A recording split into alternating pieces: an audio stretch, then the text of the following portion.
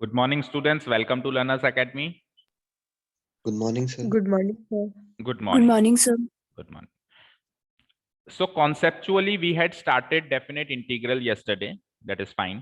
सीख लिया था क्या चीजें है ना, बट थोड़ा सा इसको समराइज नहीं किया था हमने कि इसमें अब कितनी एक्सरसाइजेज हैं, कितना वेटेज है, वो सब अपन ने समराइज नहीं किया था। तो एक बार वो करके फिर अपन चलते हैं कि कल कहाँ छोड़ा था वहां से पकड़ते हैं। ओके, तो 7.7 तक तो चला हमारा indefinite integral, right.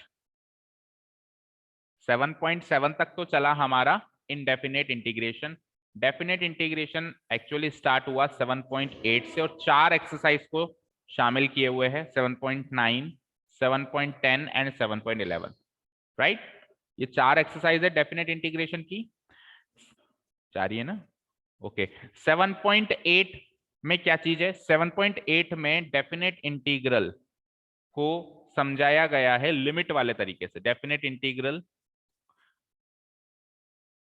as limit of sum, as limit of sum, जिसको अभी अपन ने पेंडिंग छोड़ा हुआ है, राइट।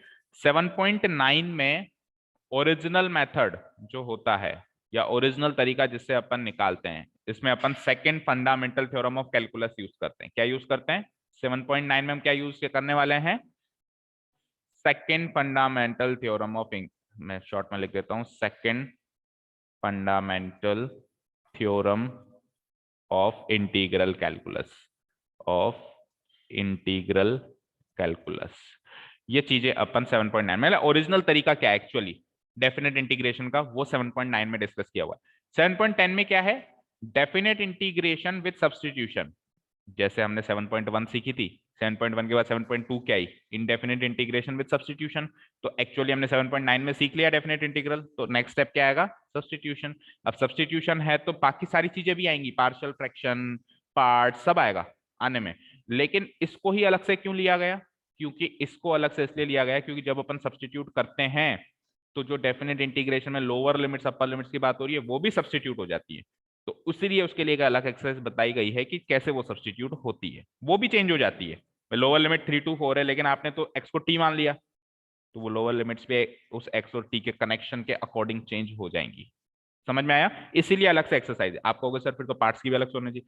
अलग से उनकी इसलिए नहीं है क्योंकि उसमें कोई डिफरेंस नहीं है, सेम चलता है। सब्स्टिट्यूशन में थोड़ा चेंजेस हो जाता है, इसलिए इसके लिए अलग से एक्सरसाइज है। तो definite integral, I can say definite integral with substitution, with substitution है 7.10। थोड़ा कंजस्टेड हो गया, थोड़ा खुला खुला लिख देते चलो। 7.11 क्या होगा? Properties, properties, properties of definite integral.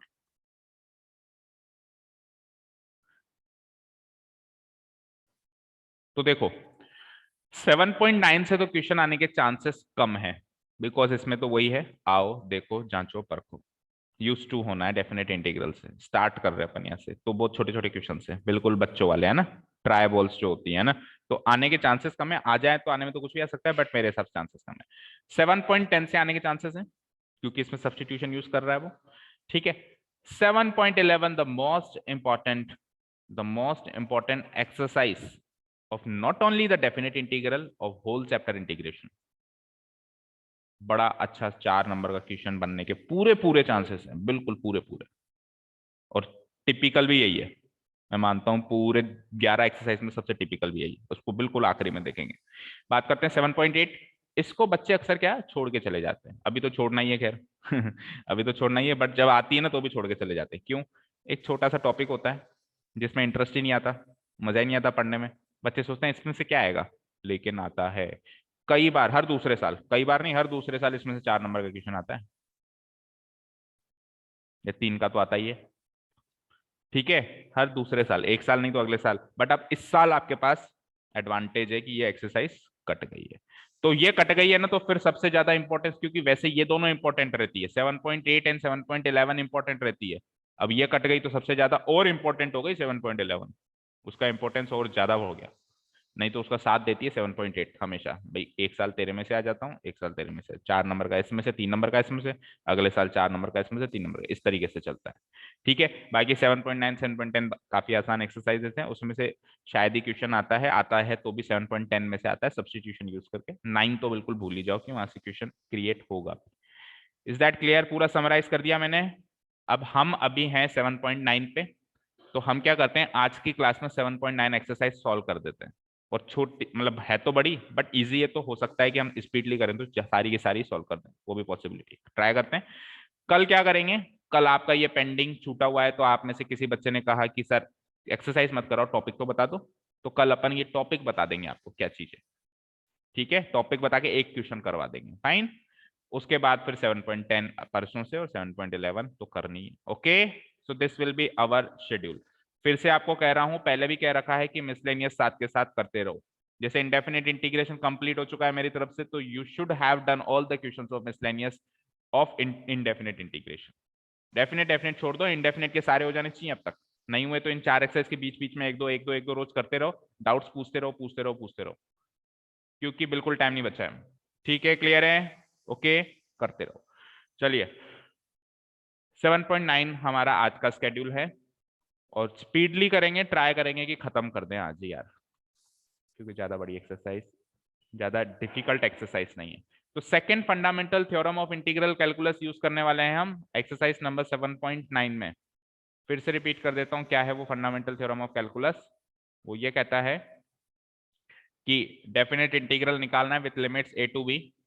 तो हाँ, आप इंडेफिनिट इंटीग्रेशन कर दीजिए जैसे करते थे, let it be capital F x, मान लिया, उस पे वो लिमिट लगा दीजिए a टू b। अभी करके देखेंगे क्वेश्चन।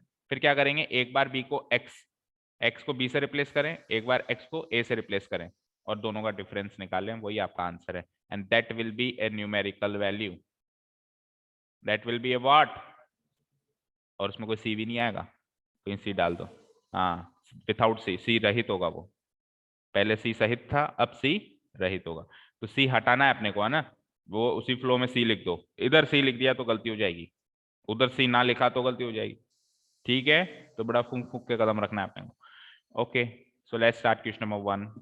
एक एग्जाम्पल मैंने शायद करवा दिया था कल आपको, है ना, समझाने के लिए। ठीक है, so let's start 7.9 exercise 7.9 question number 1। तो एक दो क्वेश्चंस विथ प्रॉपर मेथड बता देता हूं, फिर स्पीड पकड़ेंगे।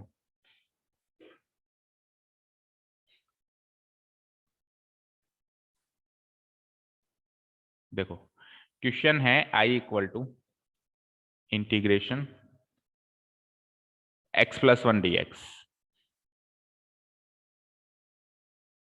और डेफिनेट इंटीग्रेशन है, तो लिमिट्स है -1 to 1। फाइन, क्लियर यहां तक? ठीक है, क्या करेंगे, सबसे पहले अपन क्या करेंगे, x प्लस 1 का इंटीग्रेशन कर देंगे। क्या होता है x प्लस 1 का इंटीग्रेशन, बोलो राजा? x प्लस 1 का इंटीग्रल क्या होगा?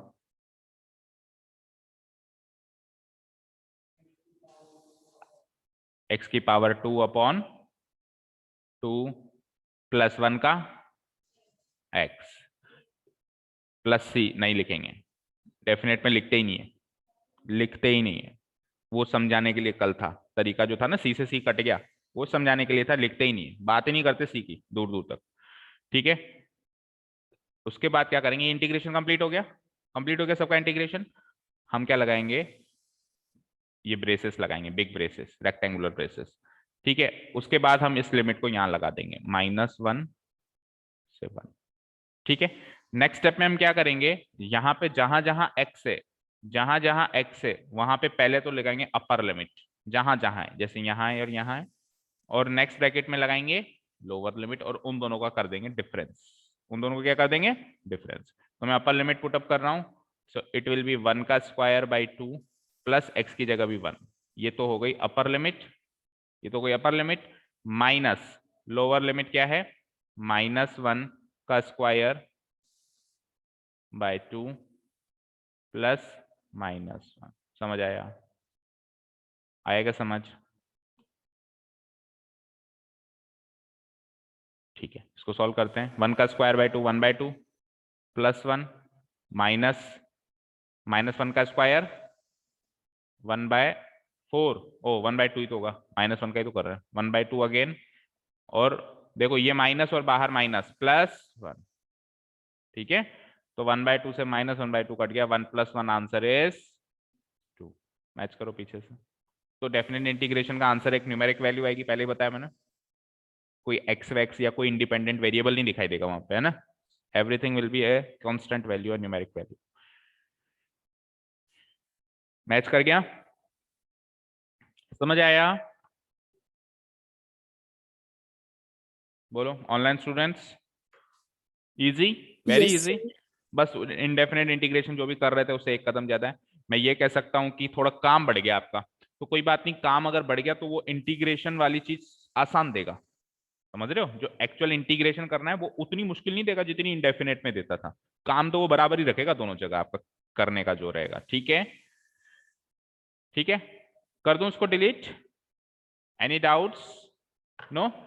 अच्छा, एक चीज मैं बोलना चाहूंगा यहाँ पे, सुनो, ये जो मैं लिखता हूं ना लोअर लिमिट और अपर लिमिट, यहां पे लिमिट का मतलब कुछ और है, और जो मैं 7.8 में कहूंगा ना लिमिट ऑफ सम, वहां पे लिमिट का मतलब कुछ और है, इसको मैच मत करना। जो हम ये लिखते हैं ना लिमिट, जैसे मैंने लिखा लिमिट एक्सटेंडिंग टू 0 1/x, ऐसे लिख दिया मैंने। तो यहाँ पे ये जो लिमिट ये जो मैं लिमिट बोल रहा हूँ, इसका मतलब ये वाली लिमिट नहीं है अपर लिमिट। यहाँ पे लिमिट का मतलब लिमिट है ही नहीं। लिमिट का मतलब क्या होता है? एक हाईएस्ट वैल्यू लिमिट, मेरी लिमिट इतनी है, कहते हैं तेरी लिमिट इतनी है, तो यहाँ पे तो उस लिमिट का मतलब वही लिमिट होती है जो एक्चुअल लिमिट का मीनिंग है। अपर लिमिट, लोअर, सबसे छोटी से छोटी क्वांटिटी लोअर लिमिट, सबसे बड़ी से बड़ी क्वांटिटी अपर लिमिट। यहाँ पे तो लिमिट का एक्चुअल मीनिंग लिमिट ही है, बट इस जगह इस लिमिट का एक्चुअल मीनिंग लिमिट नहीं होता है। क्या होता है पता है किसी को? टेंडेंसी। क्या होता है? टेंडेंसी। इसका मतलब है कि जैसे जैसे एक्स 0 की तरफ टेंड कर रहा है, तो आप बताओ ये फंक्शन किसकी तरफ टेंड करेगा? वहां पे लिमिट का मतलब वो होता है, समझ में? तो लिमिट का मतलब मैं कह सकता हूं एक्सपेक्टेशन। 1/x की एक्सपेक्टेड वैल्यू बताइए जब x 0 की तरफ रहेगा, मतलब 0 के बिल्कुल नजदीक रहेगा, उस टाइम इस फंक्शन की वैल्यू क्या रहेगी, या किसके नजदीक रहेगी, टेंडिंग टुवर्ड्स व्हाट होगी। ठीक है, वहां पे लिमिट का मतलब ये है, और यहाँ पे लिमिट का मतलब ओरिजिनल लिमिट से। क्लियर है दोनों बातें? क्योंकि मैं यहाँ पे बार बार यूज करूंगा अपर लिमिट लोअर लिमिट, अब कल जब फिर मैं वो यूज करूंगा लिमिट ऑफ द सम, तो आप दोनों लिमिट को एक ही वर्ड मान लें, वर्ड सेम है, मीनिंग अलग अलग है दोनों जगह लिमिट के। ठीक है, ओके, चलते हैं नेक्स्ट क्वेश्चन पे। तो अब छोटे मोटे क्वेश्चन यूं ही सलटाओ। 1/x का मुझे बताओ, 1/x का क्या होता है? log x, right. तो मैं इसको क्या लिख सकता हूँ? log x, और रेक्टेंगुलर ब्रेसेस, लिमिट क्या है? लिमिट देखो इसमें upper limit lower limit 2 and 3, 2 and 3। अब थोड़े से कैलकुलेशन आपकी स्ट्रांग होनी चाहिए, लॉग सॉल्व करना है या जो भी अपन सॉल्व करते हैं। तो x की जगह 3 रखेंगे, क्या हो जाएगा? log 3। x की जगह 2 रखेंगे, क्या हो जाएगा? log 2। What is log m minus log n? It is log m by n, log m by n। तो answer will be log 3/2। Answer match करो। log a minus log b क्या होता है? log a by b होता है। तो अब ये सारी चीजें करनी चाहिए, जितना सिंप्लीफाई वो हो रहा है उतना करना पड़ेगा। ठीक है, चलो नेक्स्ट क्वेश्चन, छोटे मोटे यूं ही खत्म करो, कोई अच्छा वाला आएगा तो देखेंगे। थर्ड वाला देखो, करो इंटीग्रेट 4x³ 4x³ का इंटीग्रेशन क्या होगा? 4 इंटू x⁴ डिवाइडेड बाय 4। एक मिनट,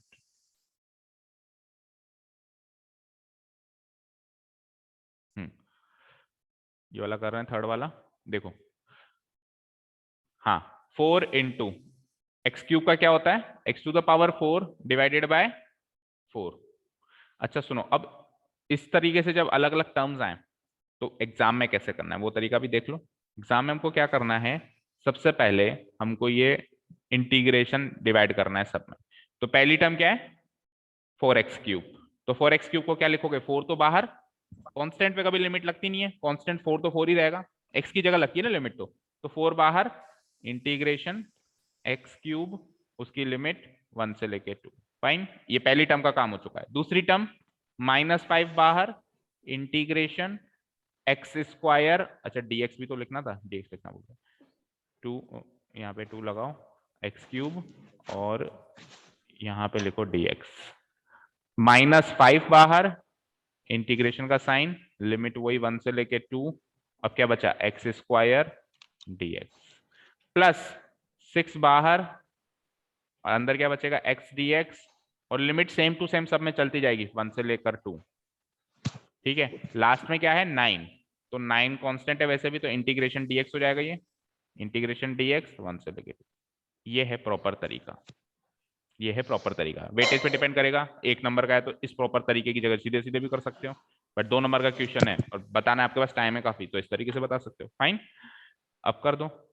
तो 4 तो बाहर, एक्स क्यूब का क्या करना है आपको, इंटीग्रेशन, तो x to the power 4 by 4, bracket लगाओ, इंटीग्रेशन कंप्लीट होते ब्रैकेट लगाओ, रेक्टेंगुलर ब्रेसेस। किसी का माइक चालू रह गया प्लीज ऑन ऑफ करो, 1 से लेके 2, -5 ब्रैकेट लगाओ, एक्स स्क्वायर का इंटीग्रेशन एक्स क्यूब बाय 3, वही 1 से लेके 2, प्लस 6 ब्रैकेट लगाओ, एक्स का इंटीग्रेशन एक्स स्क्वायर बाई 2, और वही 1 से लेकर 2, लास्ट में 9 dx का इंटीग्रेशन x पे ब्रैकेट लगाओ और 1 से लेके 2। यहां तक कोई डाउट, यहां तक कोई डाउट? ठीक है, अब जहां जहां कट रहा है वहां वहां तो काट दो, जैसे 4 से 4 यहां कट रहा है, आप कहोगे नहीं सर पहले तो लिमिट रखो फिर काटो, तो उससे कुछ फर्क पड़ेगा क्या? ये 2 और 1 क्या 4 की जगह रखोगे, x की जगह रखोगे ना, 4 तो वैसे भी 4 ही रहना है, मैंने क्या कांस्टेंट पे लिमिट लगती नहीं है, काट दो सीधे, आपका काम आसान होगा। तो अब क्या बचा यहाँ पे, x टू द पावर 4 पे आपको 2 और 1 लिमिट लगानी है, तो क्या हो जाएगा ये 2 टू द पावर 4 माइनस, अब x की जगह 1 रखो, 1 टू द पावर 4, ये पहली टर्म का काम कंप्लीट हो चुका। ठीक है, -5 को तो रखो बाहर, ये 5 और 3 नहीं कट रहा ना, तो 5 को रख दो बाहर, और अब x की जगह 2 और 1 रखना है, तो 2 का क्यूब -1 का क्यूब। फाइन, आगे चलो, प्लस 6 रखा मैंने यहाँ पर, 6 से 2 काट दो पहले, तो 6 से 2 कट रहा है, देखो 2 से 1 टाइम, 2 से 3 टाइम, अच्छा 3 भी तो था यहाँ पे, पहली वाली 3 टर्म भी का था, 3 कहाँ गया? 3 भी था, 3 को बाहर निकाल दो, कांस्टेंट को कांस्टेंट के साथ मिला दो, 5/3 है ना। अब x की जगह x क्यूब बचा वहां पे, तो 2 क्यूब -1 क्यूब, यहाँ पे 3 को बाहर रखो और 2 का स्क्वायर -1 का स्क्वायर, लास्ट टर्म आ जाएगी +9, x की जगह बस 2 रखना है आपको, है ना, कुछ कटेगा भी नहीं, तो 2 - 1, 2 - 1 हो जाएगा, x की जगह 2 रखा, फिर x की जगह 1 रखा। यहां तक क्लियर है सारी बातें, यहां तक सारी बातें क्लियर है? उसके बाद मैं ऊपर सॉल्व कर देता हूं, तो क्या हो जाएगा, अब सॉल्व कर दो, 2 की पावर 4 क्या होती है 16, ओके, 16 - 1 क्या होता है 15, ठीक है, -5/3 मल्टीप्लाइड बाय 2 क्यूब यानी 8, 8 - 1 7, plus 3 multiplied by 2 square 4, 4 - 1 3, plus 9 multiplied by 2 - 1 1, तो ये हो जाएगा 15 -5 7 जा 35/3, प्लस 3 3 जा 9, प्लस 9 1 जा 9। ठीक है, क्लियर है? थोड़ा सा डिलीट कर देता हूं उसको, एक स्टेप।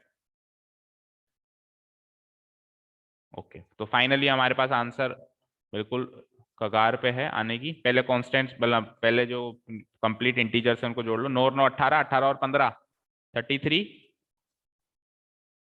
-35/3, 3 को ले लेते हैं एलसीएम, तो इट विल बी लाइक 99 - 35, 9 में से 5 गया 4, 9 में से 3 गया 6, 64/3, मैच करो, सही है? बोलो आ गया समझ में?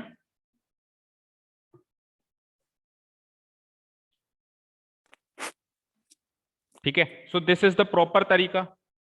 और थोड़ा डायरेक्ट करें तो अलग अलग क्यों करते हो, इंटीग्रल करो साथ में और एक ही ब्रेस लगाओ, एक ही रेक्टेंगुलर ब्रेस लगाओ और 1 और 2 वहां पे लिमिट डाल दो, जैसे अगले क्वेश्चन में डायरेक्ट करना शुरू करते हैं हम। अब कैसे करना है वो डिपेंड करेगा weightage of question, time remaining in the paper, ठीक है ना, time left in the paper, कितना टाइम बचा है, कितना वेटेज है, उस पर डिपेंड करेगा, ठीक है ना। अब 2 और 2 4 डायरेक्ट लिखने या अलग अलग दिखा के लिखने, वो चीज तो मैं समझा नहीं सकता ना, वो तो आपके अपने अपने विवेक पे डिपेंड करेगा, कोई बच्चा 2 और 2 4 करके दिखाएगा, कोई सीधे लिख देगा, ठीक है, क्लियर है? Okay, and sir 2 polynomial function अगर डिवाइड में आ गए तो उनका जैसे इंटीग्रेशन करते थे वैसे ही करेंगे, आएंगे ना, भी चिंता क्यों करते हो, ये देखो 2 पॉलिनोमियल फंक्शन डिवाइड में है, तो उनका जैसे हम पहले इंटीग्रेशन करते थे वैसे ही करेंगे, डरने की क्या बात है, चलो चलेंगे आगे भी। क्वेश्चन नंबर 4 देखो, sin 2x 0 to π/4, बोलो। तो मुझे बताओ sin 2x का इंटीग्रेशन करना आता है सबको? आता है क्या? क्या होता है? माइनस कॉस 2x और 2x के डेरिवेटिव से डिवाइड भी हो जाएगा, होगा क्या? तो it will B minus cos 2x/2। ये तो हो गया ओरिजिनल इंटीग्रल, इसका फंक्शन वाइज इंटीग्रल ये होगा। अब लिमिट पुट अप करो 0 से π/4। तो देखो -1/2 बाहर रख दूं मैं, -1/2 बाहर रख दूं ताकि आसानी हो जाएगी कैलकुलेशन में। तो cos 2x की जगह क्या रखना है? π/4, ठीक है। माइनस cos x की जगह क्या रखना है? 0/4। समझ आया? समझ आया? x की जगह एक बार π/4 रखा, एक बार मतलब x की जगह π/4 रखा, गलती कर दी शायद मैंने ना। सर 0/4 थोड़ी आएगा। एक मिनट 2 इंटू, सही तो है? अरे ये 2 तो बाहर गया ना, इस 2 को क्यों देख रहे हो? ये 2 तो बाहर गया, अब तो अंदर केवल cos 2x बचा ना। कहाँ पे? 2 इंटू 0 रहेगा वहां पे, 0/4 नहीं रहेगा, यस 0 सर। रहेगा। 2x है ना, x की जगह 0 रखा, ठीक है। अभी देखो 2x, 2x, x की जगह एक बार π/4, x की जगह एक बार 0, और ये जो 2 है इसको मैं यहाँ लिया। अरे कोई बच्चा ऐसे मत कर देना यार, 2 से 2 वो मत कर देना, ठीक है। अच्छा वो कब हो सकता है? वो भी हो सकता है एक बार यहाँ ब्रैकेट लगा दो, अब हो जाएगा। तो ऐसा नहीं है कि पाप है, पाप नहीं है इसको काटना, काट सकते हो, बट ये ब्रैकेट लगा हुआ, ये पूरा एंगल में होना चाहिए। 2 केवल डिवीजन में एंगल में होना चाहिए, पूरे से डिवाइड होना चाहिए। ओके चलो, ओके। तो यहाँ पे क्या हो गया? 2 से 1, 2 से 2 टाइम काट दो तो ये -1/2 बाहर, cos π/2 -2 into 0 0 cos 0। Trigonometric values याद होनी चाहिए और स्पीडली याद होनी चाहिए। बोलो cos π/2 यानी cos 90 0, cos 0 1, 0 -1 -1 -1/2 इंटू -1 यानी कि प्लस का 1/2। आंसर मैच करो, सही है। चले नेक्स्ट, बोलो चले next. Okay next question, cos 2x sin 2x के बाद cos 2x। मार्क करो होमवर्क, मार्क करो होमवर्क। चलो नेक्स्ट, सिक्स्थ वाला, सेम सेम तो होमवर्क करो। सिक्स्थ, e⁻x और लिमिटिंग वैल्यू है हमारे, लिमिट है हमारे पास 4 से लेके 5 तक। तो सबसे पहले e⁻x का इंटीग्रल क्या होता है? यही होता है, लगाओ रेक्टेंगुलर ब्रेसेस 4 से लेकर 5। चलो भाई, एक बार e की वैल्यू, x की वैल्यू 5 माइनस एक बार x की वैल्यू 4। चाहो तो इसी फॉर्म में रख दो तो भी कोई गुनाह तो नहीं है, और नहीं तो प्रॉपर सिंप्लीफाई करना है तो दोनों में से e⁻4 कॉमन आ जाएगा और e-1 ब्रैकेट में रह जाएगा। देखो किस फॉर्म में आंसर, यही है सर। यही है क्या? इसी फॉर्म में, लास्ट वाली फॉर्म में। समझ में आया?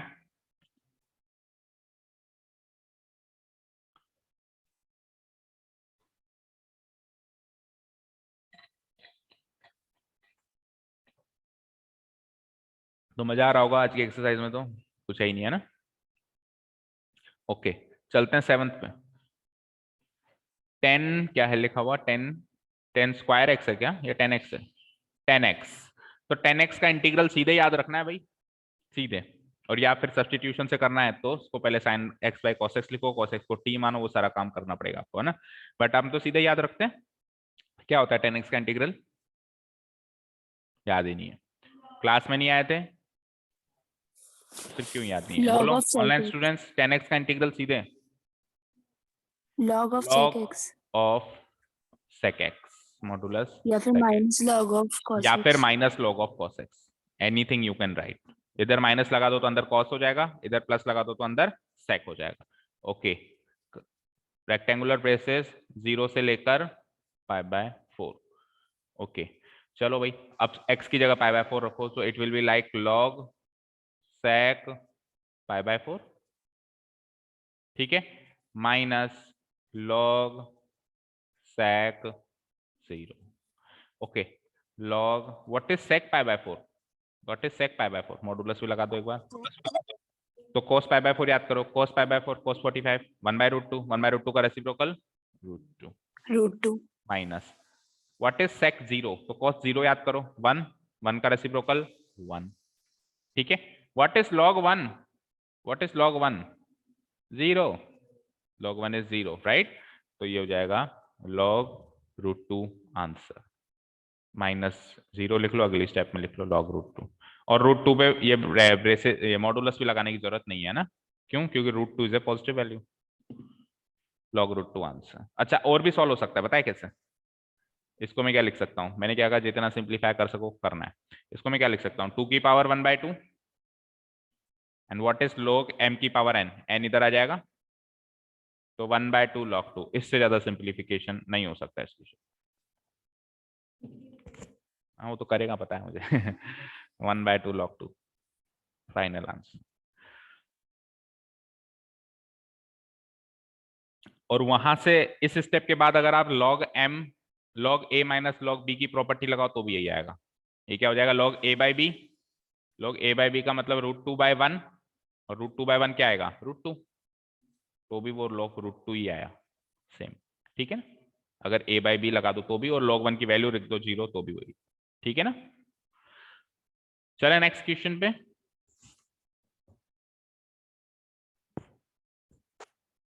चलो, क्वेश्चन नंबर 7 के बाद चलते हैं 8th।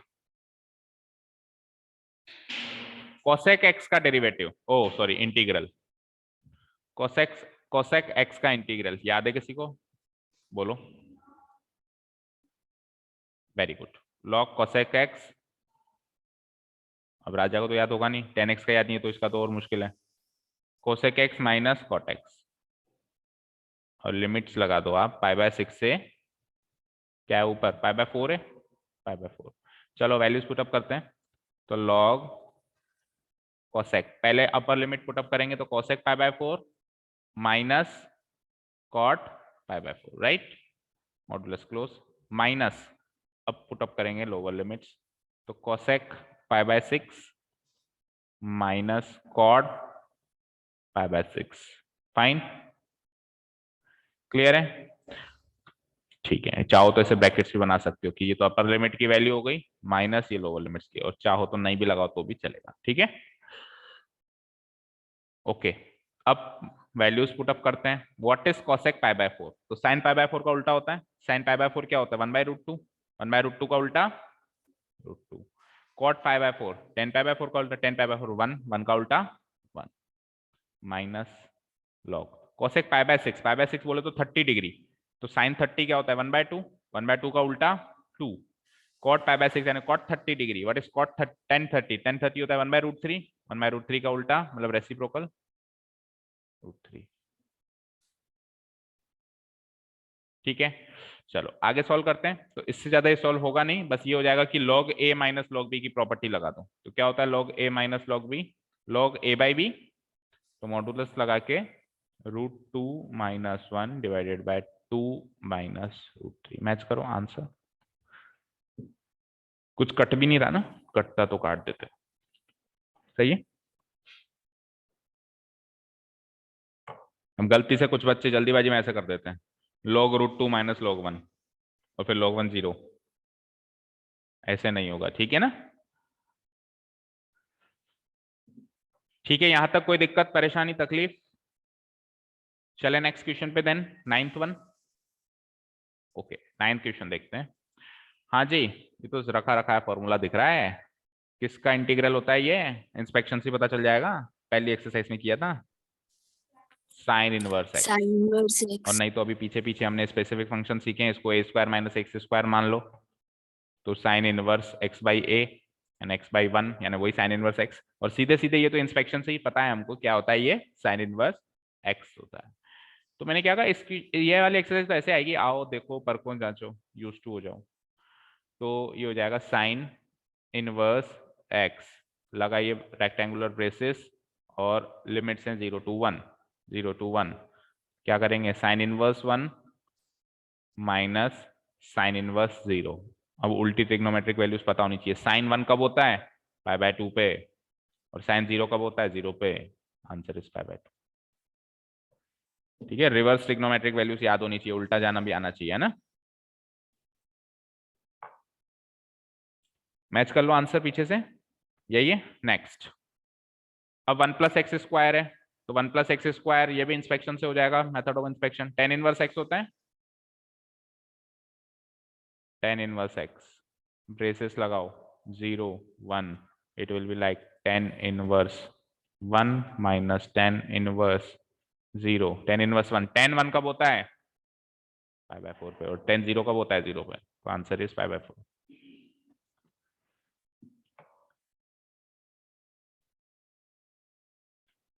चले नेक्स्ट, चले, ऑनलाइन स्टूडेंट समझ में आ रहा है सब?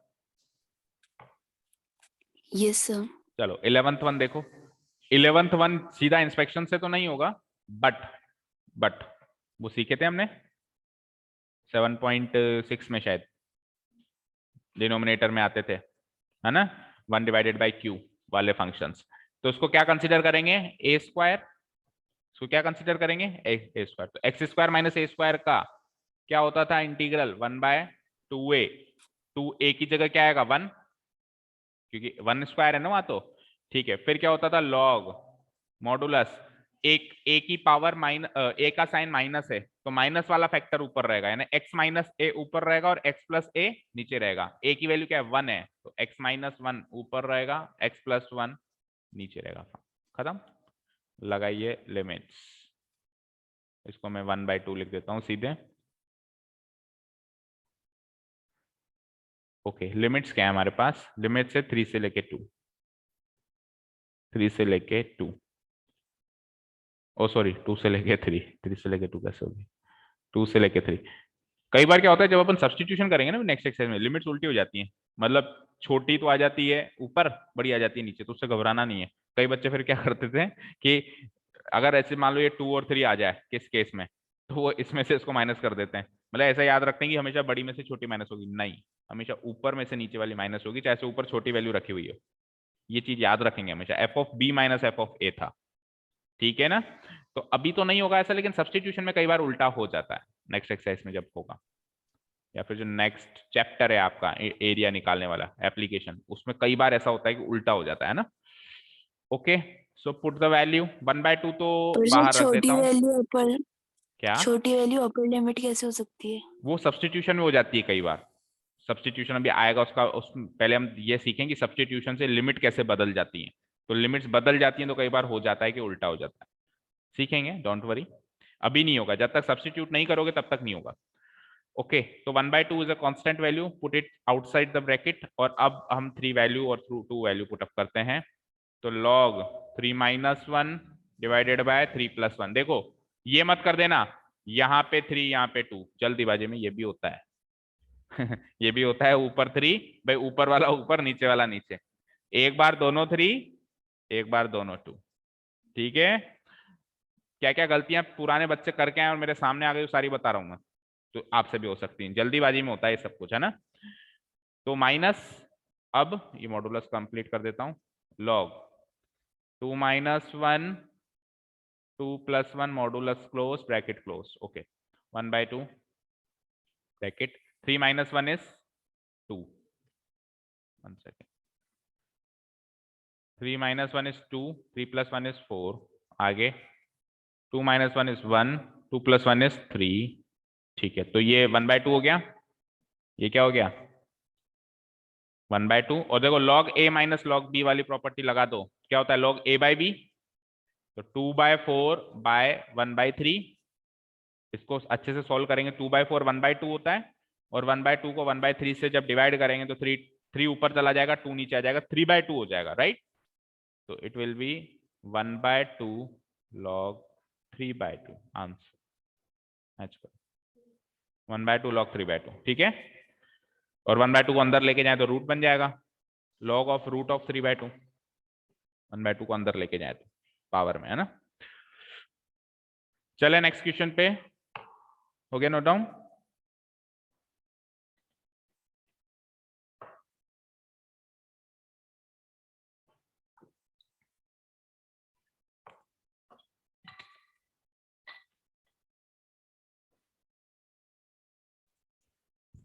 सर हाँ बोलो बेटा। सर हमेशा बड़ी वैल्यू ऊपर ही क्यों लिखते हैं? बड़ी वैल्यू ऊपर ही क्यों लिखते हैं, इनडेफिनिट इंटीग्रल क्या है, एरिया, तो एरिया कैसे निकलेगा, दो स्पेसिफिक वैल्यूज के बीच में, लाइक दिस, जैसे इस लिमिट और इस लिमिट के बीच का एरिया, ठीक है। और ये हमेशा पॉजिटिव होना चाहिए। Area is a positive quantity, और पॉजिटिव क्वांटिटी Yes, बड़ी sir. में से छोटी करके आएगी या छोटी में से बड़ी करके आएगी, राइट, ठीक है। पॉजिटिव क्वांटिटी कैसे लाओगे आप, बड़ी में से छोटी, इसीलिए बड़ी ऊपर छोटी नीचे और बड़ी में से छोटी माइनस करते हैं, ठीक है। इन केस ऊपर छोटी और नीचे बड़ी है और हमने माइनस किया और आंसर लेके आए और वो नेगेटिव निकल के आ गई, वो हम नेक्स्ट चैप्टर में सीखेंगे सारा कुछ। तो we will put a modulus. Area को नेगेटिव में नहीं लेके आएंगे हम कभी भी। अभी तो अपन डेफिनेट इंटीग्रल सीख रहे हैं, वो डेफिनेट इंटीग्रेशन का एप्लीकेशन क्या है एरिया में, वो बात की बात, ठीक है, क्लियर। चले नेक्स्ट। सर जैसे अगर x कोऑर्डिनेट 2 है हाँ और x कोऑर्डिनेट 3 तक लेकर जा रहे हैं अपन, हाँ हाँ, 2 से 3 तक, तो 3 से 2 तक भी तो ला सकते हैं ना। तो एरिया फिर नेगेटिव कैसे होगा तब? 3 से 2 तक भी तो ला सकते हैं। देखो मुझे एक चीज बताओ, लेट अस से कि मैंने x का डेफिनेट इंटीग्रल निकाला 2 से 3, अब क्या होता है ये एक्स स्क्वायर बाई 2 होता है। अब अगर आप 3 रख के 2 रख के माइनस करो और 2 रख के 3, उल्टा कर दो, सपोज करो आप 2 रख के माइनस करो, तो 2 स्क्वायर 4 बाई 2 माइनस, फिर 3 रखो, 3 square 9 by 2, so this will be a negative value -5/2। How can area be negative, दिक्कत है ना, इसीलिए 9/2 में से ही 4/2 माइनस करें। समझ आई, ओके सर। ठीक है, समझ आई ना। Yes sir. देखो एक्चुअली क्या है, अपर लिमिट क्या है, अपर लिमिट है वहां से अनंत रूप से माइनस इंफिनिटी से एक एरिया चलता हुआ आ रहा है, माइनस इंफिनिटी से, और लोअर लिमिट में भी एक एरिया चलता आ रहा है। तो अपर लिमिट में अनंत रूप से जो एरिया चलता हुआ आ रहा है उसमें से लोअर लिमिट वाला माइनस कर दूं तो ये गैप वाला एरिया मिलेगा ना हमको, मिलेगा, समझ में आई बात, ठीक है ना। अपर लिमिट की जो वैल्यू होती है वो पता है क्या होती है, अनंत रूप से एक एरिया चलता हुआ आ रहा है वो वहां पे आके खत्म हो रहा है। लोअर लिमिट की वैल्यू अनंत रूप से लोअर लिमिट तक एरिया चलता हो रहा है वो वहां पे आके खत्म हो रहा है। अब उसके बीच का एरिया चाहिए तो अपर में से लोअर माइनस करो, ठीक है। हाँ कौन से क्वेश्चन पे थे हम, एक्सक्यूज मी सर। हाँ सर ये आपने ग्राफ बनाया वो एक्स वाई कोऑर्डिनेट में बनाया था ना, हाँ, फर्स्ट क्वाड्रेंट में। एक्स वाई कोऑर्डिनेट फर्स्ट तो क्वाड्रेंट में। सर इसको एक्स डैश और वाई डैश या सेकंड थर्ड फोर्थ में नहीं बना सकते? आप किसी में भी बना सकते हो, बनाने में वो कोई प्रॉब्लम नहीं है, बट हमेशा हम क्या करेंगे, ये मेक श्योर करेंगे कि, सुनो बच्चों, डेफिनेट इंटीग्रल, डेफिनेट इंटीग्रल और एरिया फंक्शन वैसे एक ही चीज है, बट हम इंटरेस्टेड किस, देखो जब अपन डेरिवेटिव निकालते थे तो डेरिवेटिव स्लोप भी होता था, डेरिवेटिव रेट ऑफ चेंज भी होता था। बट डेरिवेटिव को मैं कहूँ डिफाइन, तो एक बच्चा ये कहेगा sir derivative is the rate of change of a quantity with respect to change in another quantity, ये डेरिवेटिव है। एक बच्चा कहेगा नहीं, ज्योमेट्रिकल इंटरप्रिटेशन की बात करें तो derivative is the slope of the tangent which is drawn to a curve at a specific point. तो दो बातों के डेफिनेशन में अलग अलग डिफरेंस है क्या। तो डेफिनेट इंटीग्रल जब एरिया फंक्शन की तरह काम करता है तो उस एरिया का जो आंसर आएगा उस पे मॉडुलस लगना कंपलसरी होगा, because area can not be negative, ठीक है। लेकिन डेफिनेट इंटीग्रल को जब एरिया से नहीं कंपेयर कर रहे तो ये कोई माइनस प्लस में भी वैल्यूज आ सकती है ना। अब आप कह रहे हो कि सेकंड क्वाड्रेंट में लगाओ, तो सेकंड क्वाड्रेंट में जब मैं ये करूंगा तो पॉसिबिलिटीज हैं कि इसकी वैल्यू क्या आ जाए, नेगेटिव आ जाए।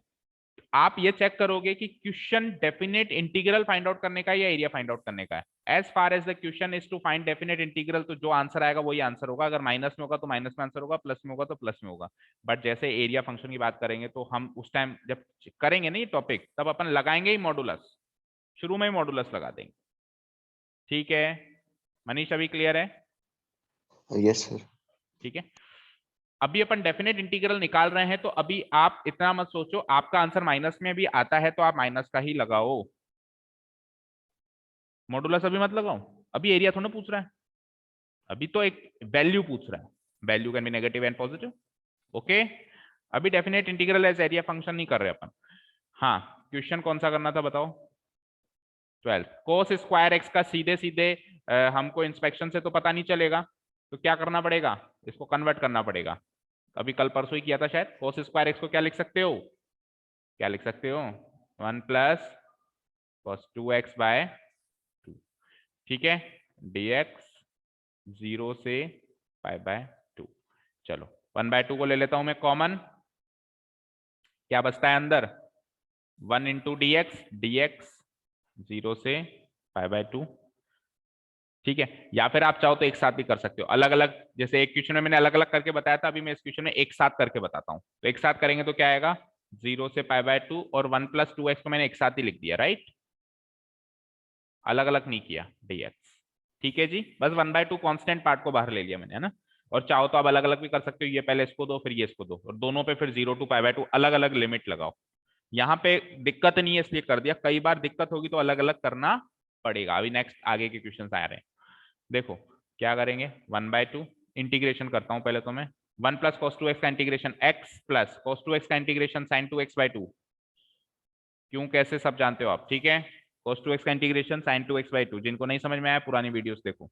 ओके, 0 से लेकर पाई बाय 2 पुटअप करो, 1/2 बाहर, ठीक है। चलो x की जगह क्या रखना है, pi by 2 plus sin 2x है, x की जगह क्या रखना है, पाई बाय 2 डिवाइडेड बाय 2 भी है, डिवाइडेड बाय पूरा sin 2x है भाई, पूरा, केवल एंगल डिवाइड नहीं हो रहा है, पूरा sin 2x डिवाइड हो रहा है। तो ये तो मैंने केवल पाई बाय 2 रखा है अभी, माइनस एक ब्रैकेट और लगाओ, अब 0 रखो तो 0 प्लस sin 2 इंटू 0 और होल डिवाइडेड बाय पूरी value divided by 2, bracket close करो, बिग ब्रैकेट क्लोज करो। बिग ब्रैकेट इसलिए लगाया क्योंकि बाहर 1/2 है, अदरवाइज बिग ब्रैकेट के लगाने की जरूरत नहीं है, ठीक है। समझ आया यहां तक, ऊपर सॉल्व करते हैं, 1/2 बिग ब्रैकेट, हाँ जी, पाई बाय 2 उसको क्या लिख सकते हो आप, ब्रैकेट्स ब्रैकेट्स खोल दो अंदर वाले, पाई बाय 2, ये 2 से 2 कटा तो साइन पाई क्या होता है, साइन 180 0 होता है, साइन पाई 0 होता है, कॉस पाई -1 होता है, ओके। तो ये हो जाएगा 0/2, साइन पाई 0 और 0/2 क्या होगा 0, माइनस आगे वैसे ही 0 है, लिखो तो लिखो नहीं तो छोड़ो, हाँ, साइन 2 इंटू 0 यानी साइन 0, साइन 0 अगेन 0, तो 0/2 ये सब 0 हो गया, -0 प्लस -0 -0 हो गया एक तरीके से, ठीक है। तो केवल पाई बाय 2 बचा मेरे को यहाँ पे, 1/2 into pi by 2, that is answer हो जाएगा मेरा पाई बाय 4, ठीक है।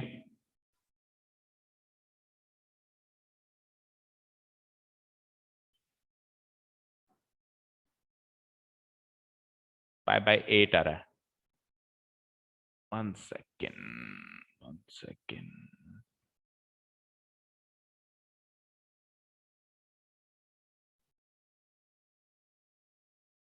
पाई बाय 8 आ रहा है, साइन 0 1 होता है,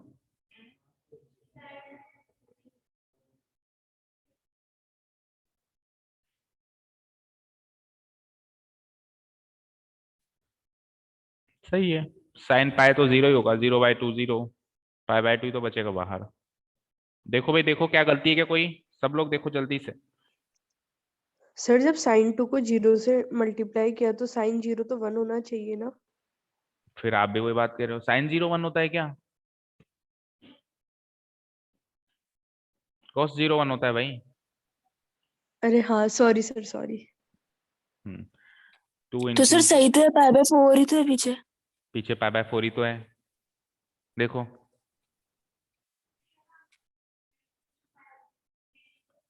अच्छा, तो ऐसे बोलो ना मैंने गलती की, आंसर तो मैच हो गया ना, ये पाई बाय 2 है, ऐसे बोलो ना मैंने 4 की जगह 2 की जगह 4 लिखा है, पाई बाय 4 ही है ना आंसर। अच्छा आप ये कह रहे हो कि हमारा पाई बाय 8 आ रहा है, अच्छा ऐसे बोलो ना, पाई बाय 4 ही आ रहा है और पीछे भी पाई बाय। चलो नेक्स्ट क्वेश्चन,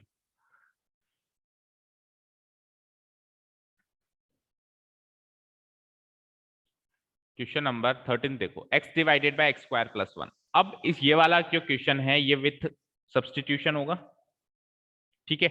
अब सब्स्टिट्यूशन में होता क्या है, कैसे लिमिट्स बदलती है, उसके लिए अगली एक्सरसाइज है। तो इस एक्सरसाइज में क्या करें, इस एक्सरसाइज में आप सब्स्टिट्यूशन करके इंटीग्रल सॉल्व कर दो, लिमिट्स को भूल जाओ एक बार की लिमिट्स भी है, एक बार सॉल्व हो जाए सारा फिर लिमिट्स लगाओ।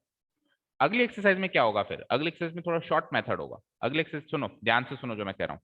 इस एक्सरसाइज में क्या होगा, इस एक्सरसाइज में क्या होगा, सबसे पहले लगाओगे सब्स्टिट्यूशन। भाई करना क्या है इस एक्सरसाइज में, करना क्या है, हालांकि आप अगली एक्सरसाइज के क्वेश्चन को इस एक्सरसाइज से और इस एक्सरसाइज के क्वेश्चन को अगली एक्सरसाइज से सॉल्व कर सकते हो सब कुछ आने के बाद तो, बट इस एक्सरसाइज में सब्स्टिट्यूशन में लिमिट्स कैसे बदलती है वो नहीं सिखाया गया। तो इस एक्सरसाइज में इस क्वेश्चन को कायदे से कैसे करना है, सब्स्टिट्यूशन करो, इंटीग्रल सॉल्व करो। इंटीग्रल सॉल्व कर लिया, इंटीग्रल का सॉल्यूशन आ गया। इंटीग्रल के सॉल्यूशन पे फिर अप्लाइंग लिमिट्स, लिमिट अप्लाई कर दो। ठीक है, ये तो होगा इस वाला तरीका, मतलब इंटीग्रल सॉल्यूशन x में होगा, मतलब इस यहाँ पे आंसर कुछ x में आएगा, राइट, और x पे फिर वो लिमिट अप्लाई कर दो। नेक्स्ट एक्सरसाइज में क्या होगा, जब मैं सब्स्टिट्यूशन करूंगा सब्स्टिट्यूशन के साथ में ही लिमिट भी बदल दूंगा।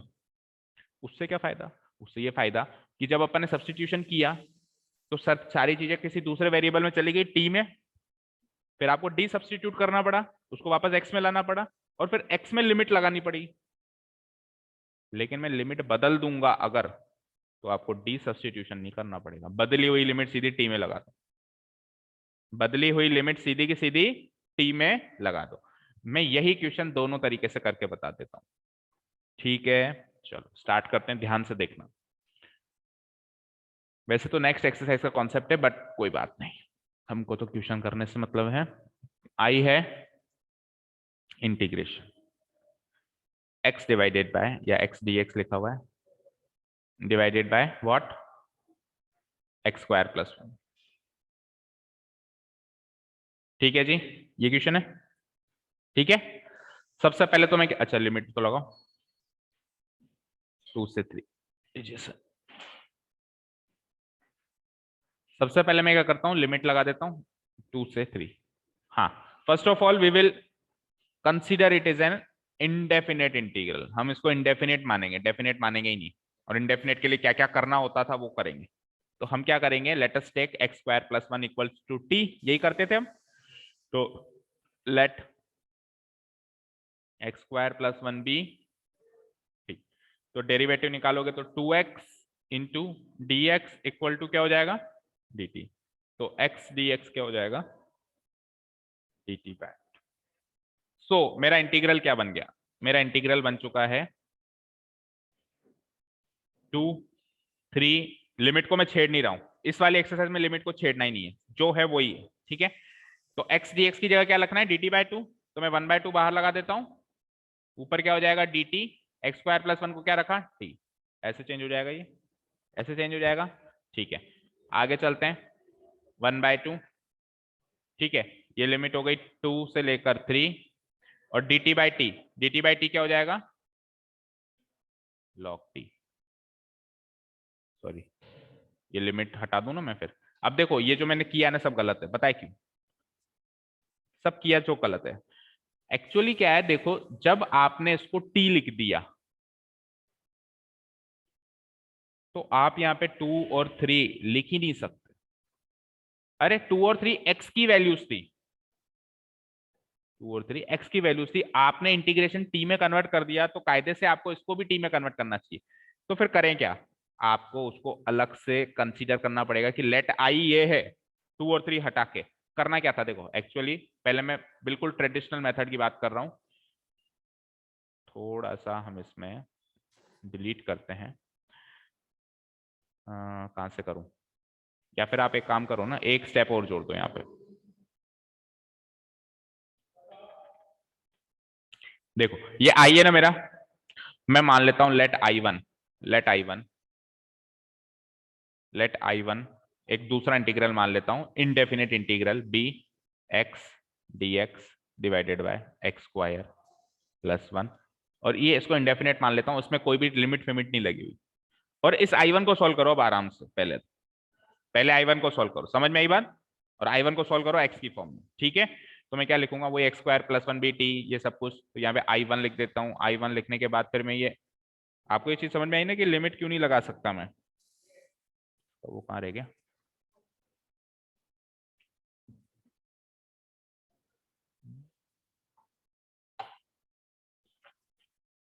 1 सेकेंड बच्चों।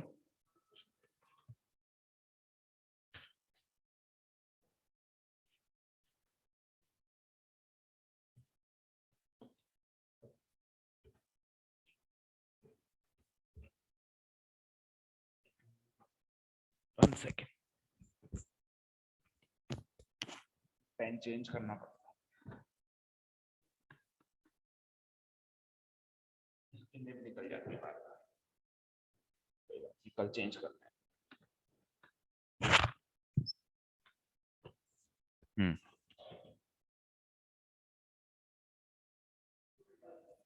ओके, कहाँ थे हम? तो हम क्या कह रहे थे, इसको I1 की तरह कंसीडर करेंगे और फिर क्या करेंगे कि इसमें ये लिमिट्स अभी लगाएंगे नहीं, क्योंकि हम तो I1 को सॉल्व कर रहे हैं और I1 तो इंडेफिनेट इंटीग्रल है, इंडेफिनेट इंटीग्रल में तो कोई लिमिट होती नहीं है, राइट? तो इसका आंसर क्या हो जाएगा? 1/2 log t, यस और no? 1/2 log t plus c भी लिखना पड़ेगा, क्योंकि जब हम इंडेफिनेट इंटीग्रेशन की बात कर रहे हैं तो 1/2 log t plus c, right? अब नेक्स्ट स्टेप में हम क्या करेंगे, इसको x की फॉर्म में लेके जाएंगे, log मॉडुलस t क्या था मेरा, x² प्लस 1 था, प्लस c हो जाएगा। अब क्या करेंगे, ये इंडेफिनिट इंटीग्रेशन I1 की वैल्यू आ चुकी है, तो अगर I1 ये है तो I क्या होगा, यही होगा बट लिमिट के साथ होगा, यही होगा बट लिमिट के साथ होगा। समझ रहे हो बात को? जब I1 ये है तो I क्या होगा? I और I1 में फर्क क्या था? I और I1 में फर्क ये था कि I1 तो था इंडेफिनेट, I था डेफिनेट। तो वैसे जब इंडेफिनेट से डेफिनेट पे चलते हैं तो क्या करते हैं, वही काम करते हैं, बस लिमिट लगा देते हैं, वही काम करते हैं, बस लिमिट लगा देते हैं। वही काम कर दिया मैंने, I1 सॉल्व कर दिया, बस इस पे लिमिट लगा दो और आंसर आ सकता है। तो मैं क्या लिखूंगा, सो, इसके बाद मैं लिखता हूं सो जो मेरा I होगा वो भी यही होगा, वो भी यही होगा, बस एक काम कर दो कि इस पूरी चीज पर लिमिट लगा दो। और अब आपको एज इट इज लिख के बताना पड़ेगा, उसमें सी भी लिख के बताना पड़ेगा, क्योंकि अब तरीका आपने इंडेफिनेट वाला यूज किया। और लिमिट लगा दो, ओरिजिनल आई की लिमिट्स क्या थी, 2 से लेके 3, तो आप इसमें 2 से लेके 3 लगा दो। ठीक है, नेक्स्ट स्टेप में हम क्या करेंगे, तो 1/2 को बाहर निकाल देता हूं मैं, राइट? लॉग पहले क्या लगाऊंगा 3, इट विल बी 3 का स्क्वायर प्लस 1 प्लस सी माइनस उसके बाद लगाओ 2, तो लॉग 2 का स्क्वायर प्लस 1 और माइनस लगाओगे तो ये भी माइनस सी हो जाएगा। अंडरस्टूड है? समझ में आई बात? नहीं आई? अरे ये तो लगाई मैंने अपर लिमिट, अब प्लस लगा लो, ये लगाई मैंने लोअर लिमिट, तो मैंने ब्रैकेट खोल के सीधे ही माइनस सी लगा दिया था ना, upper limit minus lower limit. Okay, तो 1/2 लॉग 3 का स्क्वायर यानी 9 प्लस 1 यानी कि 10 प्लस सी माइनस 2 का स्क्वायर 4 प्लस 1 यानी कि 5 माइनस सी से सी गया, तो बचा क्या 1/2 इंटू log 10 माइनस log 5 को भी सॉल्व कर सकते हैं, log a minus log b की प्रॉपर्टी से क्या होता है log a/b,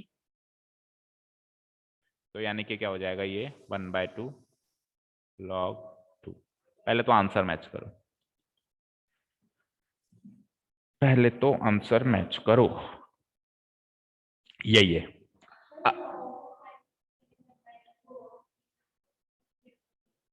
हाँ बिल्कुल होती है, बट वो वैल्यूज हमको नहीं पुटअप करनी अनटिल एंड अनलेस वो क्वेश्चन में देगा कि log 2 की वैल्यू ये आपको लगानी है तो ही करनी है। ठीक है ना? आप ग्राफ में देख लो, लॉगरिथम का ग्राफ बनाओ, 1 पे तो वो 0 होती है, थोड़ा सा आगे जाओगे ना तो 0.5 तक पहुंचेगी वो। एक्चुअल ग्राफ में देखो, लॉग का ग्राफ पता है ना सबको? लॉग का ग्राफ कैसा होता है, कुछ ऐसा होता है। ठीक है, तो log 1 पे तो वो 0 होती है और 2 पे वो थोड़ी सी ऊपर होती है, उसके देख लेना कितनी वैल्यू आ रही है उसकी, है ना? बट वो वैल्यूज हमको पुट नहीं करनी अनटिल एंड अनलेस वो दे, अगर वो देगा तो पुटअप करनी, नहीं तो नहीं करनी। ठीक है, क्लियर है? जब आप एंट्रेंस दोगे तब आपको ये वैल्यूज याद रखनी, नेक्स्ट ईयर जब आप एंट्रेंस दोगे या इसी साल जैसे भी आप मैनेज करते हो, तो फिर आपको वो कुछ वैल्यूज, स्टैंडर्ड वैल्यूज आपको याद रखनी है कि log 2 क्या होता है, log 3 क्या होता है। ओके, हाँ हम बात कर रहे थे यहाँ पे, आइए अब ये एक्सरसाइज कहती है कि वो डेफिनेट इंटीग्रेशन जिसमें ऐसे सब्स्टिट्यूशन की जरूरत पड़ रही है उसको ऐसे सोल्व करो, उसको पहले इंडेफिनेट मानो, इंडेफिनेट को डेफिनेट कन्वर्ट करो। हम क्या बेवकूफ हैं? हम ऐसा नहीं करेंगे। तो फिर स्मार्ट तरीका एक्चुअली डिस्कस किया गया है नेक्स्ट एक्सरसाइज में। बट हम अभी के अभी अप्लाई कर देंगे। हम अब इसको नेक्स्ट एक्सरसाइज वाले क्वेश्चन की तरह सॉल्व करके बता रहे हैं और इसके बाद सारे क्वेश्चन वैसे ही सॉल्व करेंगे। Is that clear? Is that clear? तो सब्स्टिट्यूशन भी आज ही चल रहा है, क्योंकि मैं नहीं कर सकता ऐसे बार बार करके सारे क्वेश्चन, और आप भी नहीं करना चाहोगे। ये बेवकूफ वाला तरीका हो गया ना, अलग लेके जाओ, सॉल्व करो, फिर लिमिट पुट करो। सीधे हमारे पास तरीके, एग्जाम में तो वैसे भी सब्स्टिट्यूशन से करना है, तो क्यों ना अभी से करें। ओके, देखो कैसे करेंगे, बताओ मुझे क्वेश्चन क्या था। फिर गया क्या? मेथड नंबर 2 या सब्स्टिट्यूशन मेथड लिख देता हूं, method 2, substitution method.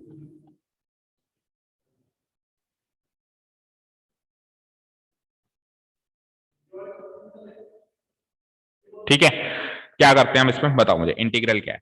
I equal to integration X D X divided by 1 plus x square, और लिमिट बोलो 2 से 3। देखो मैं क्या करूंगा, मैंने इसको कोई इंडेफिनिट इंटीग्रेशन नहीं माना, जो अपन मानते थे मैं नहीं मान रहा हूं, मैं तो सीधे सब्स्टिट्यूशन कर रहा हूं। Let 1 plus x square be t, let 1 plus x square be T. तो उससे क्या हुआ, उससे क्या हुआ, 2 d x 2x dx 2 sorry 2x dx क्या हो गया, dt। तो उससे क्या हो गया, x dx equal to dt by 2। ये तो हमने पहले भी किया था, ये तो हमने पहले भी किया था। तो सुनो, अब मैं क्या करूंगा, मेरी लिमिट्स को भी बदलूंगा। मेरी लिमिट्स क्या थी पहले, 2 से लेके थी। लोअर लिमिट क्या थी, 2। लोअर लिमिट क्या थी पहले मेरी, 2, ठीक है। और अपर लिमिट क्या थी मेरी, 3। तो जब लोअर लिमिट 2 है तब मेरी टी की क्या वैल्यू होगी पता करें, और जब लोअर अपर लिमिट 3 है तब मेरी टी की वैल्यू क्या हो। टी क्या है, टी है 1 प्लस एक्स स्क्वायर। तो टी की वैल्यू क्या हो गई, एक्स की वैल्यू 2 रखते ही 1 प्लस 2 स्क्वायर। 1 प्लस 2 स्क्वायर यानी कि 4 प्लस 1 5, और यहाँ पे 1 प्लस 3 स्क्वायर यानी कि 3 स्क्वायर 9 प्लस 1 10। तो जो x के हिसाब से जो लिमिट्स 2 एंड 3 थी, अब t के हिसाब से वो लिमिट्स 5 एंड 10 हो गई। ये चीज समझ में आई। अब आप सब्स्टिट्यूशन में लिमिट्स को भी बदल दो, आपको t को वापस x में चेंज करने की जरूरत ही नहीं है। आपको t को वापस x में चेंज करने की जरूरत ही नहीं है। कैसे देखते हैं, बस सीधे t की वैल्यू से पुटअप कर दो, 5 और 10, आंसर वही आना है। ठीक है, बोलो। सो मेरा इंटीग्रल क्या बन गया, मेरा इंटीग्रल क्या बन गया बोलो। लिमिट्स जो 2 से 3 थी, अब 2 की जगह कौन बैठा है 5, और 3 की जगह कौन बैठा है 10। एक्स डी एक्स की जगह कौन, 1/2 तो बाहर आ जाएगा, 1/2 तो बाहर आ जाएगा क्योंकि dt बाई 2 है। सो 1/2 तो आ गया बाहर, हाँ dt बाई 2 है, तो dt ऊपर और नीचे t, राइट। अब इसको सॉल्व करो तो 1/2 लॉग मॉडुलस t, और लिमिट लगा दो 5 से लेकर 10। ठीक है, अब आपको t को x में कन्वर्ट करने की जरूरत नहीं है, just put the value of t 10 एक बार और 5 एक बार, और आंसर निकालो। तो 1/2 बाहर, लॉग t की वैल्यू 10 माइनस लॉग t की वैल्यू 5। तो डी सब्स्टिट्यूशन की जरूरत ही नहीं पड़ी ना। 1/2 लॉग 10/5 वो का वही आंसर आ गया, 1/2 लॉग। बोलो ये तरीका यूज करोगे या वो तरीका यूज करोगे। ऑब्वियसली यही, एक बार बस 2 वैल्यू चेंज करनी पड़ी, उससे फायदा कितना हुआ। चलो ये तो छोटा क्वेश्चन था, कोई बड़ा क्वेश्चन होता जिसमें t 10 बार होता, तो t 10 बार को पहले x में चेंज करता, फिर x की लिमिट्स लगाता, बेवकूफी होती ना। ठीक है, और माइंड में भी तो कितना सारा बोदरेशन हो जाता है। अच्छा इसको ये लेके छोड़ा हुआ है, माइंड में टेंशन नहीं होती, अच्छा इसको ये लेके छोड़ा हुआ है, वापस डिसब्स्टिट्यूट करना है, इसको ये लेके छोड़ा हुआ है। क्लियर है, समझ में आई बात। तो this is the method of substitution जो नेक्स्ट एक्सरसाइज में है, बट हमने यूज कर लिया अब सारे क्वेश्चन। अगर सब्स्टिट्यूशन की जरूरत पड़ेगी तो हम तो लिमिट बदल के इसी एक्सरसाइज से करना शुरू कर देते हैं। ओके, बोलो next question.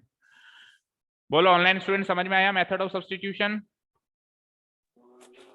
Yes sir. Okay, कभी हमने सोचा नहीं होगा कि किसी को किसी में चेंज करने के बाद वापस चेंज करने की जरूरत ही नहीं पड़ रही। एक्स को टी में बदल दिया और टी से ही सॉल्व हो गया, टी को एक्स में बदलने की जरूरत ही नहीं पड़ी, वो डेफिनेट इंटीग्रेशन में पॉसिबल है।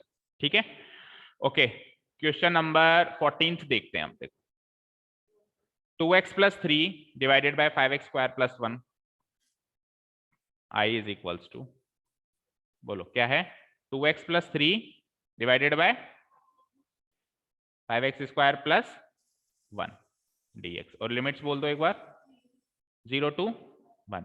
देखो इसको बिना तोड़े तो काम चलेगा नहीं, 2x को अलग तोड़ना पड़ेगा मुझे और 3 को अलग तोड़ना पड़ेगा, उसके बिना तो काम चलेगा नहीं। ये तो चीज आपने इंडेफिनिट इंटीग्रेशन में भी सीख ली होगी। तो मैं अलग अलग तोड़ देता हूँ। तो ये हो जाएगा 2x divided by 5x square + 1 into, चलो इंटू dx एक साथ लिख देंगे, plus 3 divided by 5x square + 1 into dx, integration limit 0 से 1। ठीक है, यहां तक कोई डाउट? अब दोनों को सॉल्व करने का तरीका अलग अलग होगा, दोनों टर्म्स को ऑब्वियसली, दोनों को सेम टर्म से तो सॉल्व कर नहीं सकते। इसका तरीका कुछ अलग होगा शायद, और इसका तरीका कुछ अलग होगा। ये तो होगा सब्स्टिट्यूशन से सॉल्व, भाई 5x स्क्वायर + 1 को कुछ मानूंगा, उस हिसाब से ऊपर x dx बनेगा। और उसमें जो है सब्स्टिट्यूशन की जरूरत ही नहीं है। वो किस तरीका का काम कर रहा है, 3 को बाहर ले लूं मैं तो ये 1 divided by x square + a square वाली आइडेंटिटी लग जाएगी। 5 को भी बाहर ले लूं तो 3/5 कॉमन ले लूं तो हो जाएगा ना। तो उसमें सब्स्टिट्यूशन की जरूरत नहीं है, इसमें सब्स्टिट्यूशन की जरूरत है। तो क्या करेंगे, तो एक काम करेंगे, इसको दोनों में पहले डिवाइड कर देंगे, तू तेरा काम जान और तू तेरा काम जान। इसमें सब्स्टिट्यूशन की जरूरत पड़ेगी तो इसकी लिमिट बदल देंगे, उसमें नहीं पड़ रही उसमें नहीं बदलेंगे। ठीक है, समझ आया? ओके, तो फर्स्ट ऑफ ऑल इंटीग्रल को डिवाइड करता हूं मैं। So it will be like 0 से लेके 1 2x dx divided by 5x square + 1 plus integration 0 से 1, और मैं इसको चलो एक बार के लिए यहीं लिख देता हूँ, अगली स्टेप में बाहर कर देंगे उसको, 3/5 को कॉमन लेंगे अपन, है ना, इंटू dx। यहां तक कोई डाउट किसी को भी? नो, कोई डाउट नहीं है। चलो अब क्या करूंगा मैं, इसको मैं लिख देता हूं I1 और इसको मैं लिख देता हूं I2। और अब बताओ मुझे I1 क्या है? I1 है integration 0 to 1 2x dx divided by 5x square + 1। तो उसमें 5x स्क्वायर + 1 को t ले लेते हैं I1 को सॉल्व करने के लिए। Let I1 be, oh sorry, let 5x square + 1 be t be T. तो यहां से 10x dx की वैल्यू क्या हो जाएगी, dt। ओके, देखो या तो dx की वैल्यू निकाल लो या फिर उधर 2x है, तो 10x dx की वैल्यू अगर dt है तो सीधे सीधे इतना तो कैलकुलेशन माइंड में भी हो जाता है कि 2x dx की वैल्यू dt/5 हो जाएगी। 10x को तोड़ दो ना, 2 × 5 × 2x, तो 5 को उधर ले जाओ। ठीक है, इतना तो कैलकुलेशन हो जाता है। अदरवाइज नहीं हो पा रहा है तो dx की वैल्यू निकाल लो dt/10x, उस dx की वैल्यू को वहां पुटअप कर दो। ओके चलो, तो अब अच्छा, अब सब्स्टिट्यूशन किया है तो लिमिट भी चेंज करेंगे, लिमिट भी तो चेंज करेंगे। तो व्हेन लोअर लिमिट क्या थी, 0, तो t क्या बनेगा, t क्या है, 5x स्क्वायर + 1 है, तो 5 × x की वैल्यू 0 पुटअप करनी है, 5 × 0 का स्क्वायर + 1, ये क्या होगा 1, ये तो 1 होगा ना, 0 का स्क्वायर 0 × 5 + 1। ठीक है, अब दूसरी अपर लिमिट क्या थी x की, बोलो 1, तो ये क्या हो जाएगा, t क्या हो जाएगा 5 × 1 का स्क्वायर + 1, यानी 5 + 1 6। तो लोअर लिमिट 0 से 1 हो गई, अपर लिमिट 1 से 6 हो गई, फाइन।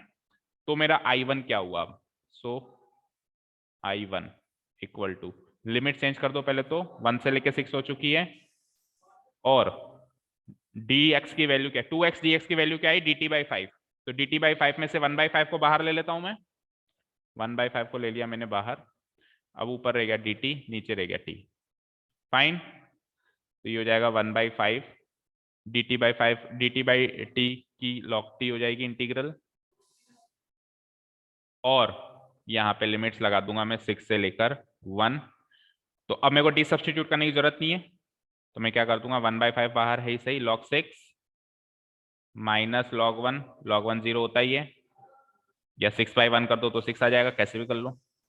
तो log 6 minus 0 that is 1/5 log 6, 1/5 log 6। तो ये तो केवल I1 हुआ है। नाउ I2 में सब्स्टिट्यूशन की जरूरत नहीं है, तो आप ओरिजिनल लिमिट्स का ही सहारा लेंगे। बोलो I2 क्या है, बोलो। 3 को मैं बाहर ले लेता हूँ, 3/5 को मैं बाहर ले लूँ अगर I2 में। ओरिजिनल लिमिट्स ही लगाओ यहाँ पे। अब गलती से यहाँ पे बदली हुई लिमिट्स मत लगा देना, इसमें तो लिमिट्स वही रहेंगी ना पुरानी, क्या थी 0 से 1। अब क्या था ऊपर, dx डिवाइडेड बाय 3 तो बाहर ले लिया, नीचे क्या था 5x² + 1 था, 5 बाहर ले लिया तो x² बाय प्लस 1/5, 1 में से भी तो 5 बाहर लोगे, केवल x² से थोड़ा ना लोगे, तो x² + 1/5, और 1/5 को क्या लिख सकता हूं मैं 1/√5 का होल स्क्वायर, राइट। तो मैं लिख देता हूं चलो इसको 1/√5 का होल स्क्वायर। तो अब ये x² + a² वाली आइडेंटिटी बन गई, x² + a² वाली आइडेंटिटी बन गई, क्या होती है tan inverse 1/a tan inverse x/a। तो 1/a, a क्या है 1/√5, tan इनवर्स x/a, x/a क्या है वही 1/√5। इसको सॉल्व करते हैं तो √5 ऊपर जाएगा √5 और रूट ऐसे ही काट दो, नहीं तो इसको √5 टाइम्स काट दो, तो ये हो जाएगा 3/√5 tan इनवर्स, और √5 ऊपर जाके क्या हो जाएगा √5x। ठीक है, I1 आ गया I2 आ गया, तो मेरा ओरिजिनल I हो जाएगा, दोनों को ऐड किया था मैंने उधर, उसको इक्वेशन नंबर 1 मान लेना, ठीक है ना। तो now I is equals to I1 + I2 था, फ्रॉम इक्वेशन 1 था ये, फ्रॉम इक्वेशन 1 था ना। तो I क्या आया मेरा, I1 क्या आया मेरा 1/5 log 6, 1/5 log 6 प्लस I2 क्या आया मेरा 3/√5 tan inverse √5x, 3/√5 tan inverse √5x। Match करो आंसर,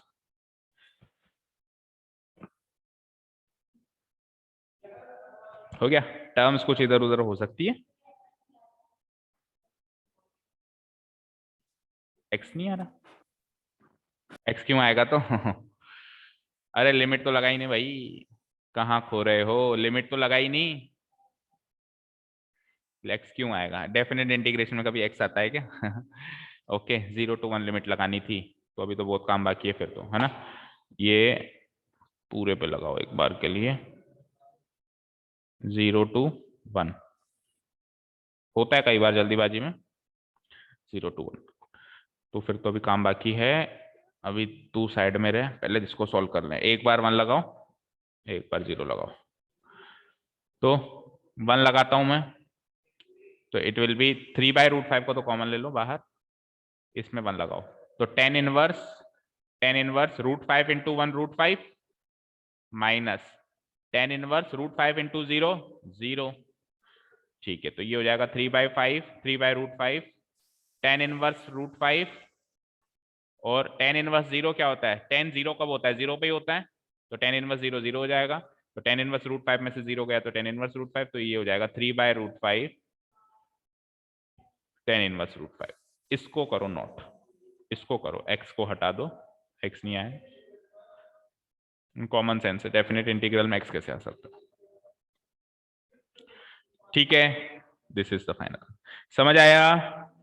तो एक तरीके से सब्स्टिट्यूशन भी समझ में आ गया, 2 3 टर्म्स 4 टर्म्स तक के भी क्वेश्चन आते हैं, किसी में ये सब्स्टिट्यूशन, किसी में वो सब्स्टिट्यूशन, किसी में जरूरत ही नहीं है सब्स्टिट्यूशन की, फिर इसको सब्स्टिट्यूट किया तो इसकी लिमिट कुछ और हो जाएगी, इसको किसी दूसरे तरीके से सब्स्टिट्यूट किया तो इसकी लिमिट कुछ और हो जाएगी। लेट अस सपोज कि इसमें तो x² + 1 को t माना, इसमें x² को ही t माना, उसमें √1 + x², 3 टर्म्स हैं, तो सबकी लिमिट्स अलग अलग, और किसी में माना ही नहीं तो उसकी ओरिजिनल लिमिट्स। ऐसे क्वेश्चन आएंगे अगली एक्सरसाइज, हमने इसी एक्सरसाइज से शुरू कर दिया तो हमारी प्रैक्टिस हो जाएगी अगले एक्सरसाइज तक पहुंचते पहुंचते।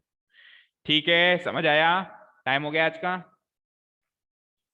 8:30 हो गई, देखो अब कितने क्वेश्चन हो गए, चलो बाकी कल ही करेंगे। फिर कहां तक कर लिया आज अपन ने 14, तो 14 तक करने के बाद ये एक्सरसाइज खत्म करने के बाद नेक्स्ट एक्सरसाइज भी शुरू कर देंगे, क्योंकि मेथड तो बता ही दिया है, ठीक है ना। फिर नेक्स्ट एक्सरसाइज के बाद ले लेंगे उसको अब क्या करें, वो फ्लो नहीं तोड़ सकते ना, प्रॉपर्टी से पहले ले लूंगा, डोंट वरी, प्रॉपर्टी से पहले पहले मैं वो लिमिट ऑफ द सम ले लूंगा। ठीक है, तो कल का स्केड्यूल यही रहेगा, हमने 14 तक डिस्कस कर लिया है, 15 से देखो बाई पार्ट्स भी लगने वाला है, बाई पार्ट्स भी लगने वाला है ना। 15 से हम क्वेश्चन कल करके खत्म करके नेक्स्ट एक्सरसाइज भी कल ही शुरू करेंगे, और कल ही खत्म करने की कोशिश करेंगे, क्योंकि उसमें क्वेश्चन कम है। देखेंगे। ओके, सो आज के लिए काफी है। Thank you so much for listening to us. Have a nice day, keep learning and